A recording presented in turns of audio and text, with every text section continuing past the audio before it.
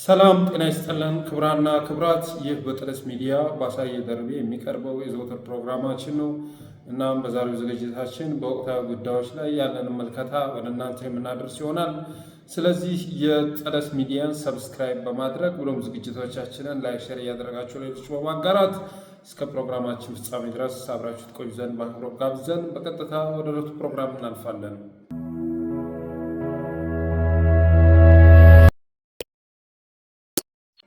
የመጀመሪያው ርዕስ እንግዲህ የኢቢኤስን ዶክመንታሪ የተመለከተ ይሆናል።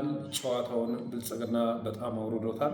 የመጨረሻ የፖለቲካ ጨዋታውን አውርዶ መሬት ለመሬት እየጎተተው ነው። በጣም ያሳፍራል፣ ያስጠላል።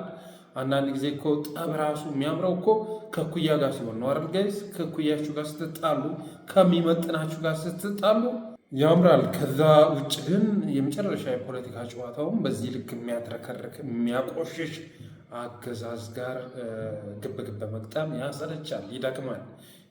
የኢትዮጵያ ሕዝብ አልታደለም፣ የምር አልታደለም። ምን አይነት አገዛዝ ላይ እንደወደቀ በጣም ያሳዝናል። ቅንጣት ታክል የመንግስትነት ለዛ የሌለው ሽታ የሌለው ሁሉ ነገሩ የማፊያ ስራ፣ የማፊያም አይደለም ማለት የወያላ ስራ፣ የወያላ በቃ ይሄ መናኸሪያ አካባቢ የሚወይሉ ልጆች አሉ አይደለ? በጣም የወረደ ነገር የሚያደርጉ እና የዚህ አይነት ባህሪ የሚያንጸባርቁ ሰዎች በአመራርነት የተቀመጡበት ሀገር ውስጥ መኖር በጣም ያቅለሸልሻል። በጣም ነው የሚያቅለሸልሸው። እንግዲህ ማንም እንደሚያውቀው እገታ በኢትዮጵያ ምድር ላይ የተለመደ ነገር ነው። በጣም የተለመደ ነገር፣ በየቀኑ ባይሆን እንኳ በየሳምንቱ የሚከናወን ነገር ነው። እኔ ትናንትና በስጨት ቢለኝ ማስታወሻ ገልበጥ አረኩና አንድ የ25 ተራ ቁጥር ድረስ የሚደርስ የእገታ መረጃ አወጣው። ወደ 1000 ሰው ሼር አድርጎታል። የኦህዴድና የኦነግ የእገታ ዶሴ በስሱ ሲገለጥ በሚል ርዕስ ጻፍኩኝ። ህዳር 25 2012 ዓ.ም የደምቢ ዶሎ 17 ተማሪዎች መታገታቸውን፣ ህዳር 29 2015 በዕለተ ሐሙስ ከደምቢ ዶሎ ዩኒቨርሲቲ ወደ አዲስ አበባ ወደ ባስ በሚጓዙበት ወቅት 9 ተማሪዎች ቁጥሩ ከዛም በላይ ይበልጣል ነው የሚባለው፣ ያው በስም ዝርዝር ነው ያስቀመጡት፣ መታገታቸውን፣ ከአማራ ክልል ተነስተው ወደ ዋና ከተማዋ አዲስ አበባ በአውቶቡስ ሲጓዙ የነበሩ ከ100 በላይ የደባርቅ ዩኒቨርሲቲ ተማሪዎች ታግተዋል። በወቅቱም የዩኤስ ኤምባሲ ሳይቀር መግለጫ አውጥቶ ነበረ ለምታስታውሱት። በኦሮሚያ ክልል ሰሜን ሸዋ ዞን ወረጃ አርሶ ወረዳ ልዩ ስሙ አሊዶሮ መውጫ በተባለ ስፍራ ታጣቂዎች መጋቢት 8 አሁን በቅርቡ ማለት ነው 2017 እኩለ ቀን ላይ አንድ የህዝብ ማመላለሻ አውቶቡስ ውስጥ የነበሩ 60 ተሳፋሪዎችን በሙሉ አፍነው መውሰዳቸውም ይሄ በተለያየ ሚዲያ የተዘገበ ነው። በአንድ ሰውም 1.5 ሚሊዮን ብር ጠይቀዋል። አሁን ላይ 160 አማራዎች እገታ ላይ ናቸው። 1.5 ሚሊዮን ብር ተጠይቆባቸው ወደ ጎጃም መስመር ስትሄዱ በቃ በየመንገዱ ላይ ከእናንተም ብሎ ፎቶቸውን አንጠልጥሎ የሚለምን የሀገር ሰው ነው የምታዩት። ይሄ ከዛው አካባቢ የተላከልኝ መረጃ ነው። ዛሬ የሹፌሮች ድምፅም ዘግቦታል። ሌላ ከቀናት በፊት በተመሳሳይ መልኩ በኦሮሚያ ክልል ሰሜን ሸዋ ዞን አሊዶሮ አካባቢ በቀን 14/7/2017 ዓ.ም ታታ አውቶቡስ ሙሉ 60 ሰው ታገተ። 60 ሰው። ይሄ ደግሞ በዋዜማ የተዘገበ ነው። ዋዜማ ሬዲዮ በኦሮሚያ ክልል ሰሜን ሸዋ ዞን ሱሉልታ ወረዳ ከጎርፎ ከተማ ወጣ ብለው ባለ ስፍራ ታጣቂዎች ከ3 ቀን በፊት 10 ሰዓት ገዳማ በሁለት ተሽከርካሪዎች ላይ በፈጸሙት እገታ 40 ያህል ተሳፋሪዎችን አፍነው መውሰዳቸውን እንደዚሁ ዋዜማ ዘግቧል። ሰባተኛ በደራ ወረዳ 27/12/2015 ኦነግ በሚባሉ ታጣቂ ከቆሮ፣ ከግንደ በርበሬ፣ ከራቾ እና ከሮብ ገበያ ቀበሌዎች ወደ ወረዳ ዋና ከተማ ግዶ መስቀል ለገበያ ይጓዙ የነበሩ ከ300 በላይ ንጹሐን ገበያተኞች እገታ ተፈጸመባቸው። በወቅቱም መከላከያ ከአማጺው ጎን ተሰልፎ እገታውን ሲያቀላጥፍ እንደነበሩ ምንጮች ገልጸዋል። ስምንተኛ በ26/12/15 ከሳላይሽ ከተማ ቁጥራቸው የማይታወቁ የከተማዋ ነዋሪዎች መታገታቸውን በተለያዩ ሚዲያዎች ሲዘገብ ነበር። ዘጠነኛ ማክሰኞ መስከረም 22 2016 ዓ.ም ነው። ይሄ ደግሞ በኦሮሚያ ክልል አዲስ በተዋቀረው ሸገር ከተማ ሱሉልታ ክፍለ ከተማ በተለምዶ አዲሱ ኬላ ወይም ቆዳ ፋብሪካ ተብሎ የሚጠራው አካባቢ 9 ሰዎችን አግተው መውሰዳቸውና አጋቾቹ ለአንድ ሰው በነፍስ ወከፍ 300 ሺህ ብር መጠየቃቸው አዲስ ማለዳ ጋዜጣ ሲዘግቦታል። በወቅቱ እነዚህ ታጣቂዎች ከዚያ በፊትም በዚሁ በሱሉልታ ክፍለ ከተማ ኪዳነ ምሕረት ቤተክርስቲያን አካባቢ ከምሽቱ 3 ሰዓት ላይ በመግባት ቁጥራቸው ያልታወቁ ሰዎችን ወስደው መሰወራቸውን አዲስ ማለዳ መዘገቧም ይታወሳል። 10ኛ በ8/11/2015 ላይ ደግሞ ከቀኑ 6 ሰዓት አካባቢ የሸር ኢትዮጵያ መኪና ሾፌር የሆነው መስፍን በኦሮሚያ ክልል በተለምዶ ዱን የሚባል አካባቢ በሶገሬ መስፈር ወይን ለመጫን ሂዶ በዛው ታግቶ ቀረ። ይህም የሾፌሩ ድምፅ ያወጣው ነው።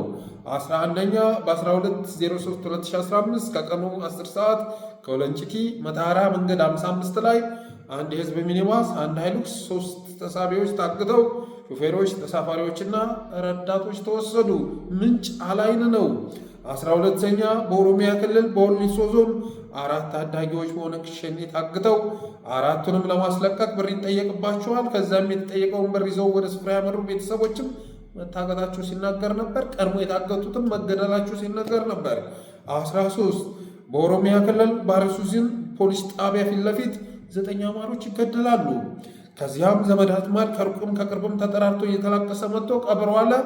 ከቀብር መልስም መንገድ ላይ ቀባሪዎቹ እንደገና ታግተው ይወሰዳሉ። እናም በወቅቱ አጋቾች አንዱን ታጋች ገድለው በሶስቱ ሲደራደሩ እንደነበር በኢሰመኮ በኢትዮጵያ ሰብአዊ መብት ጉባኤ ጭምር ሲዘገብ ነበር።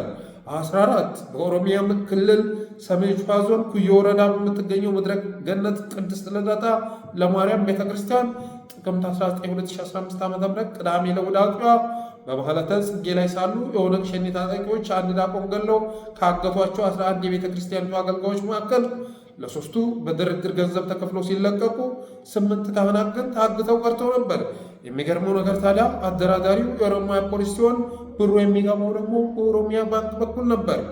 15 በኦሮሚያ ክልል ሆሮ ጉዱሩ ዞን አዴ ደንጎሮ ወረዳ ቱሉ ገና ወይም አንገር ጉትን ላይ ጥር 11 2012 ዓ.ም የጥምቀት በዓል ላይ አረንጓዴ፣ ቢጫ፣ ቀይ ባንዲራ ለምን ይዛችሁ ወጣችሁ ተብለው 30 የሚደርሱ የአማራ ብሔር ተወላጆች ታፍነው ተወስደው የት እንደደረሱ ሳይታወቅ መቅረቱን በአማራ ድምፅ ሲዘገብ ነበረ። 16 በቀን 26/03/2015 ዓ.ም በሆሳዕና ከተማ ማንነታቸው ባልታወቁ ሰዎች በግምት 9 ሰዓት አካባቢ 9 ተማሪ አንዱ ከወቻሙ አጠቃላይ ሁለተኛ ደረጃ ትምህርት ቤት ሲሆን ቀሪዎቹ ከወርልድ ብራይት ትምህርት ቤት በመኪና አፍነው ወዳልታወቀ ቦታ መወሰዳቸው ሲገለጽ ነበረ።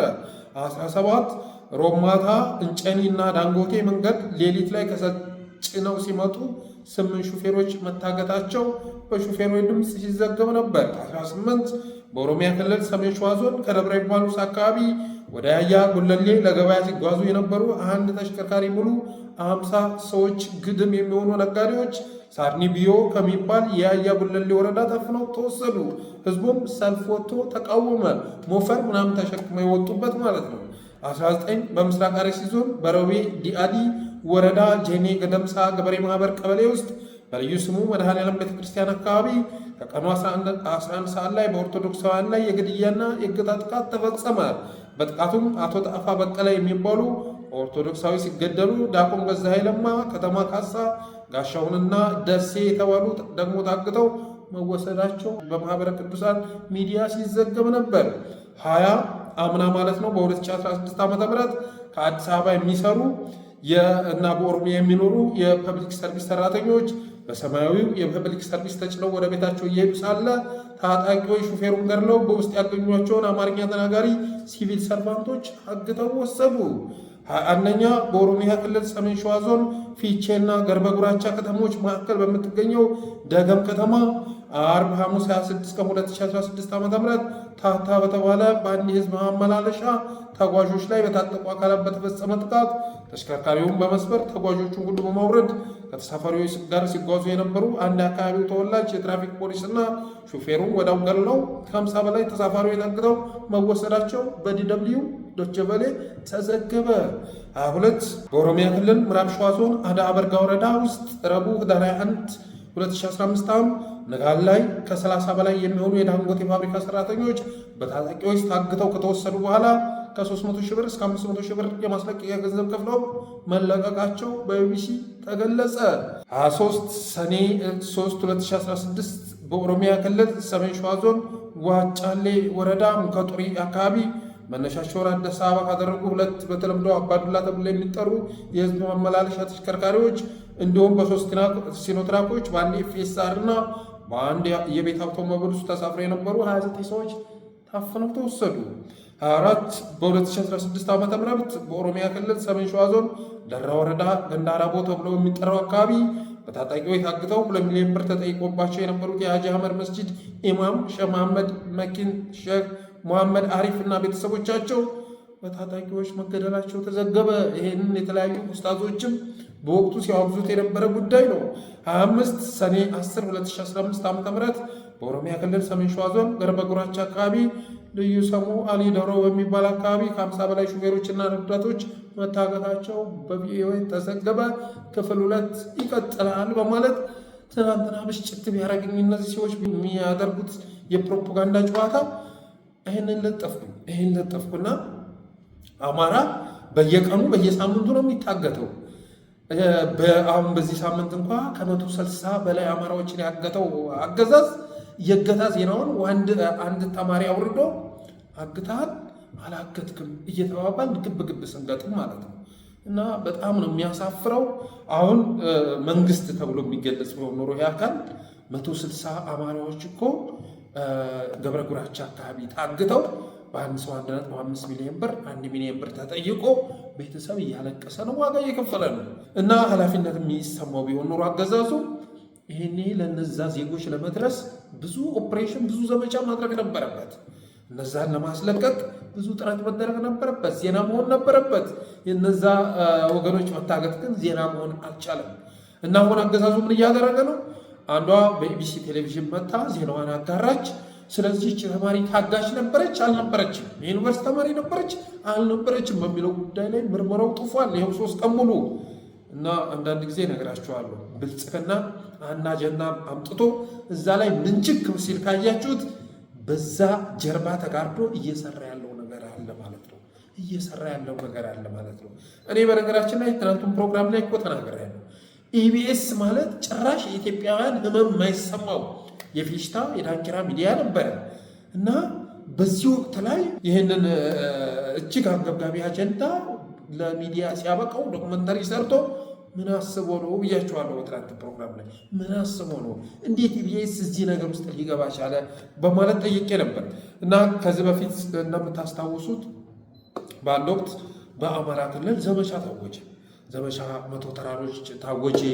መተማ ከተማ በቁጥጥር ስር ዋለ። ታስታውሳላችሁ አይደል? ከዛ በመላው አማራ ክልል የእንቅስቃሴ ገደብ ተጣለ እና ዘመቻው ተቀጣጠለ። ትዊተሩ ሁሉም ሲያጣጥፍ አብይ አህመድ ምን ይዞ መጣ? የጠነዛ ዓመት ያለፈው የህፃን ሄቨንን አጀንዳ መጣና ቅዳሜ ጠዋት ላይ አጥለቀለቀው። እኔ በወቅቱ እንዲህ እያልኩ ጽሑፍ ነበር፣ እንደዚህ እያልኩ ሳጋራ ነበረ።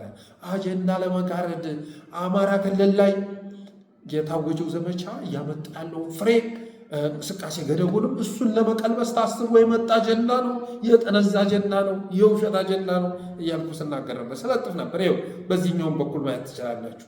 መተማ ላይ ፋኖ ተቆጣጥሮ እና ሱዳን ትሪቢዩን እና ሌሎች ሚዲያዎችም ጭምር የፋኖን ድል እየዘገቡ በነበረበት ሰዓት ላይ ያን ለመጋረድ ብሎ ነው ከፍርድ ቤት ፋይል ላይ ጎርጎር አድርጎ ይህንን ይዞት የመጣው የህፃን ሄቨንን ጉዳይ ይዞት የመጣው። በተመሳሳይ መልኩ ይህ አጀንዳ የመጣው መቼ ነው ካላችሁ ዘመቻ አንድነት ታውጆ ፋኖ በድል እየተንበሻበሸ ባለበት ሰዓት ላይ ነው የመጣው። ዘመቻ አንድነት ታውጆ በየዕለቱ የፋኖ ፒአሮች መግለጫ እየሰጡ ባለበት ሰዓት ላይ ጉዳዩ እየተጧጧፈ ባለበት ሰዓት ላይ ይህን አጀንዳ በኢቢኤስ በኩል ይዞት መጣ እና እንጂ እገታ እኮ ለብልጽግና አዲስ ነገር አይደለም። ሪከርድ ስላልተደረገ ነው እንጂ የደባርቅ ዩኒቨርሲቲ 100 ተማሪዎች ታግተዋል።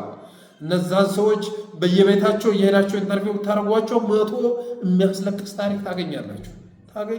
እና አሁን ላይ ብልጽግና ፎርጂት መረጃ አምጥቶ መለጠፍ፣ ልጆቹን የማንቋሸሽ ስራ መስራት ምን ለማለት እንደሆነ ግልጽ አይደለም። እገታ አይፈጸምም በኢትዮጵያ ምድር ላይ ነው። ከደምቢ ዶሎ የታገቱ ተማሪዎች የሉም ነው። እኔ ትናንትና እያወቅኩ ነው መረጃ ያሰራጨሁት።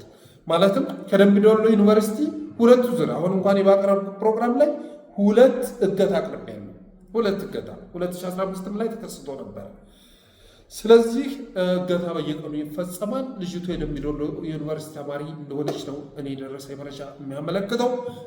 ግን እነዛ ተማሪዎች በታገቱበት ጊዜ ላይ አለመሆኑን ደግሞ አሁን ላይ የደረሰኝ መረጃ ያመለክታል። ተመሳሳይ ዓመተ ምህረት ላይ አይደለም እና ይህንን እውነት ለመደበቅ ዛሬ ከሐዋሳ ዩኒቨርሲቲ ፎርጅድ የትምህርት መረጃ አምጥተው ለጥፈዋል። እነ የኔታ ቲዩብ ለማታውቁት የብልጽግና ሚዲያ ነው። እነሱ ግን ተሾመን ቀጥሮ ሲያሰራ ነበር በአንድ ወቅት እነ ጋሻው መርሻ ነው ሁሉንም እና እስኪ እናንተ ደግሞ በአማራው በኩል ያለውን ድምፅ ታስተጋባላችሁ እንቅጠራቸው ምናምን አሉ።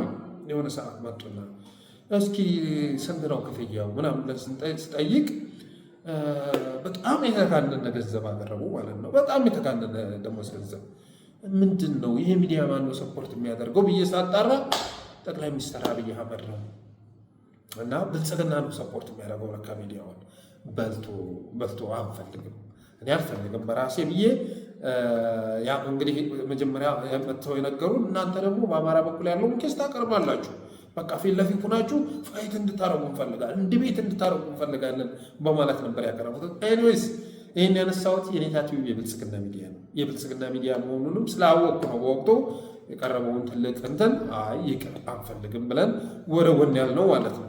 አሁን ይህ ሚዲያ ለማወዛገብ ዛሬም ብሎ ይዞ መጣ። በናትናኤል መኮንንም ጭምር ብርቱካን የሐዋሳ ዩኒቨርሲቲ ተማሪ ነበረች።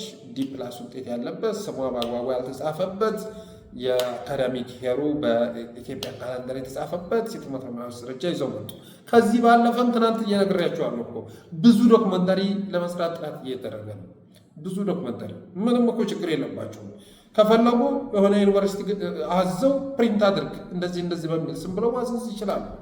በብልጽግና ጊዜ ሕግ የለ ደንብ የለ ምን የለ መመሪያ የለ ምንም ችግር የለም። እነሱ ከፈለጉት ማድረግ የማይችሉን ነገር የለም።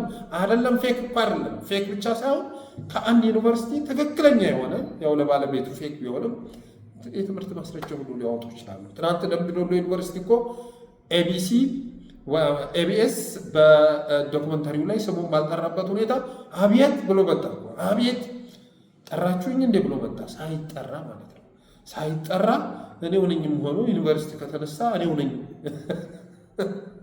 ብሎ እንደዚህ የምትባል ተማሪ አላውቅም በ2013 ዓ.ም ፋርማሲስት ዲፓርትመንት አልነበረኝም ምናምን የሚል ፖስት አጋራ። ዛሬ ግን ውስጥ ላይ ገብቶ ጎርጎር ሲያደርጉ ደግሞ በ2013 ዓ.ም በሄልዝ ሳይንስ ላይ የሚያስተምራቸውን በፋርማሲ የሚያስተምራቸው ተማሪዎች መኖራቸውን የሚያስታውቅ ማስታወቂያ ለጥፎ አግኝተዋል ልጆች።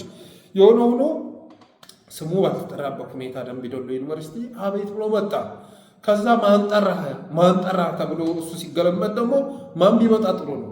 ሰላሌ ዩኒቨርሲቲ ከቻለላችሁ ሰላሌ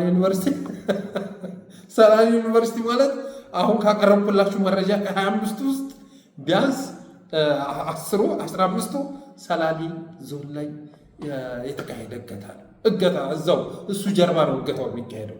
ደምቢ ዶሎ ካልሆነማ ይሄ ነገር ከኔ አልፍም ብሎ ዛሬ ማመጣ ሰላሌ ዩኒቨርሲቲ መጣ ማለት ነው። እና ደምቢ ዶሎ ዩኒቨርሲቲን ደግፎ ኢቢኤስ ቴሌቪዥን መጠየቅ አለበት በህግ መጠየቅ አለበት ተብሎ አሁን ዛሬ ሰፊ ዘመቻ ተቀጣጥሏል።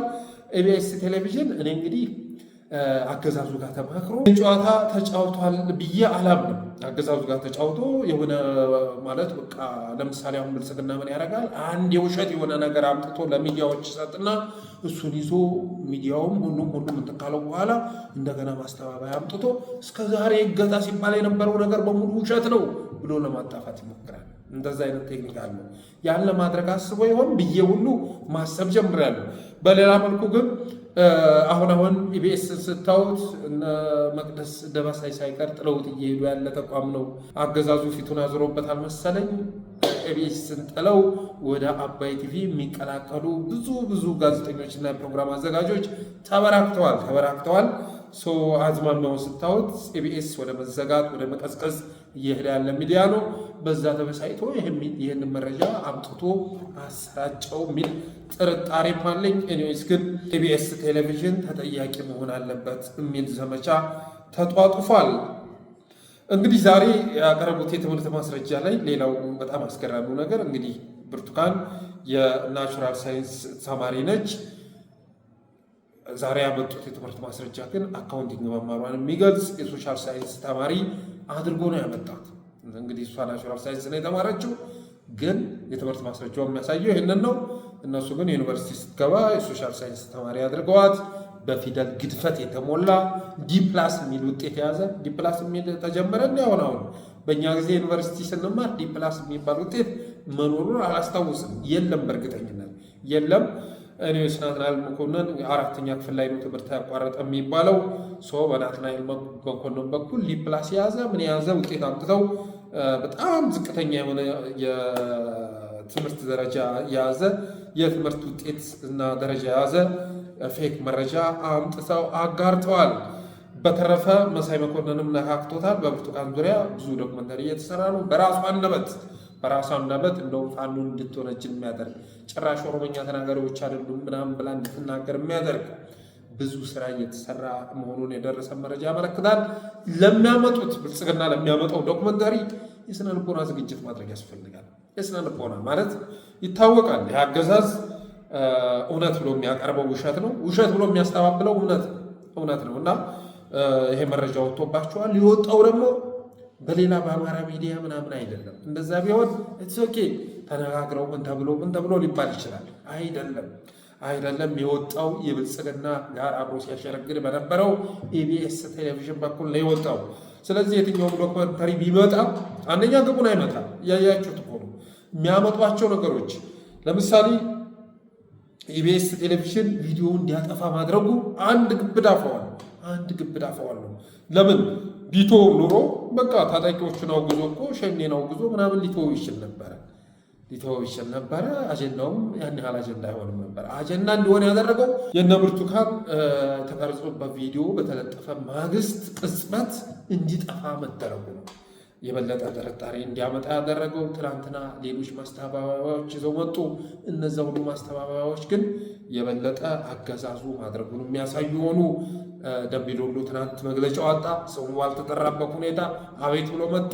ማን ጠራህ ተብሎ እሱም አፍሮ ተመለሰ። እከሳለሁ ብሎ ለማስፈራረም ሞክሯል እኮ። ሰላሌ ዩኒቨርሲቲም የደምቢዶሎ ዩኒቨርሲቲ ሸር አድርጎ አወገዘ።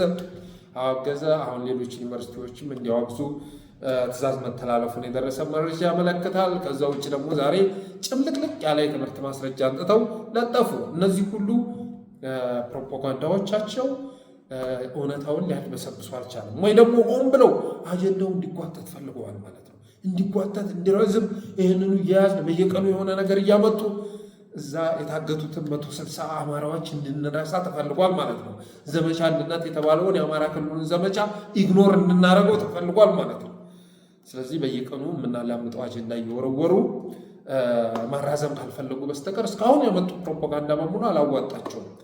ስለዚህ ዛሬ ብርቱካን ትፈልጋለች ተብላ ተወስዳለች። ስልኳ ይጠራል ግን የሚያነሳው የለም። ዛሬ እንደውም ከሰዓት በኋላ ስልኳ ሙሉ በሙሉ ተዘግተዋል። ስለዚህ እሷንም ያካተተ ዶክመንታሪ ይዘው ይመጣሉ። እንግዲህ ስኬታማ ይሆናሉ አይሆኑም የሚለውን አብረን የምናየው ነው የሚሆነው። ግን ብልጽግና ጋር እንዳጠቃላይ እዚህ አገዛዝ ጋር እንዳጠቃላይ ሙግት መቅጠም በጣም አሳፋሪ ነው። አይመጥንም። የመንግስት ሽታ የለውም፣ ለዛ የለውም፣ የምር ለዛ የለውም። ኧረ እኒህ እንኳ እገታ የሚፈጽሙት እኮ አማጽያን ራሱ በአስተሳሰብ 4 ኪሎ ካሉት ሰዎች በጣም የተሻሉ ናቸው። በጣም የተሻሉ እያንዳንዱን አሁን የሶሻል ሚዲያ ፕሮፓጋንዳቸውን ብታዩት ፌስቡክ ላይ ስንጽፍ እያመጡ የሚለቀልቁትም ኮሜንት ብትመለከቱ ኮፒ ተደርጎ በዋትሳፕ የተላካላቸው ነው የሚመስለው። ተመሳሳይ አይነት ኮሜንት አንጥተው እያጋሩ ነው። ይህም ሆኖ ግን እውነታውን ሊያድበሰብሰው አይችልም። ብርቱካን ምንም ልትሆን ትችላለች። የትም ዩኒቨርሲቲ ልትማር ትችላለች። እውነታው ግን አማራ እየታገተ ነው። አማራ መታገት አይደለም፣ በድሮን እየተጨፈጨፈ ነው። በጣም ብዙ ግፍ እያስተናገደ ነው። ከአዲስ አበባ ተጠራርጎ እየተባረረ ነው። ይኸው እኔ እንኳ ማታ እንደፍታ ቁጭ ብዬ ማስታወሻ ገለጥ አረጌ ኖትቡክ ላይ 25 እገታ መረጃ አውጥቻለሁ። 25 የእገታ መረጃ። ስለዚህ ምንም ሊበሰበስ የሚችል አይደለም ማለት እፈልጋለሁ።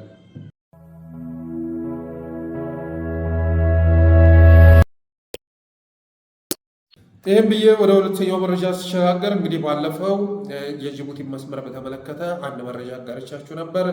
አብይ አህመድ ወደ አፋር ሄደው ከዛም ወደ ጅቡቲ ሄዷል። ትናንት ወደ ጅቡቲ ሄዷል።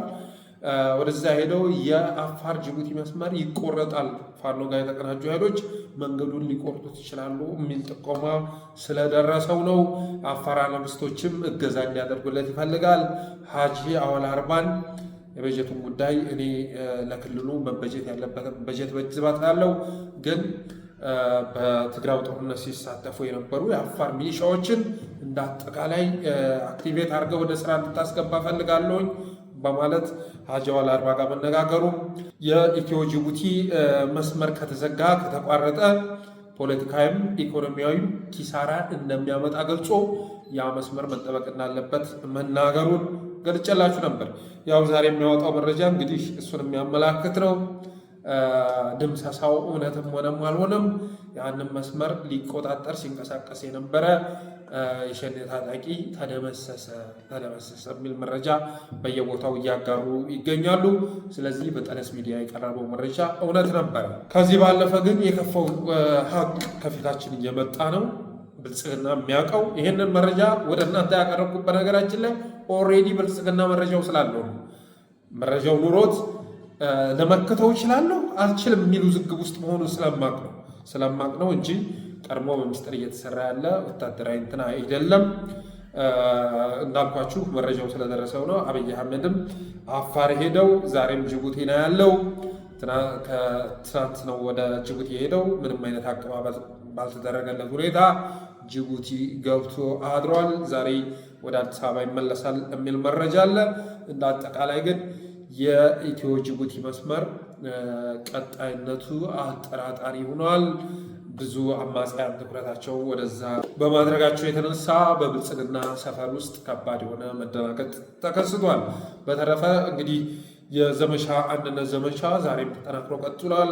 በጎጃም የወጣውን መረጃ አይታችሁታል። ዩቲዩብ ላይ አምጥተን ብናቀርበው ለሚዲያችን ቀጣይነት የሚበጅ አይደለምና እናልፈዋለን። ግን ከፍተኛ የሆነ ድል የተመዘገበበት ቀን ሆኖ ውሏል። ዛሬም በተመሳሳይ መልኩ የጎንደር መረጃም ወደ ሚዲያ ባይወጣም በተለያዩ ቦታዎች ላይ ዛሬም በፋኖዎችና በአብይ ታጣቂዎች መካከል ከባድ ውጊያ ሲደረግ መዋሉን የደረሰን መረጃ ያመለክታል። በተረፈ አብራችሁ ስለቆያችሁ አመሰግናለሁ። የጠለስ ሚዲያ ሜምበርና ሰብስክራይበር በመሆን ስቲከሮችን በማበርከት ብሎም ዝግጅቶቻችንን ላይክ፣ ሸር እያደረጋችሁ በማጋራት ሚዲያችንን አበረታቱ በማለት የዛሬውን ፕሮግራም ቋጫለሁ። አመሰግናለሁ።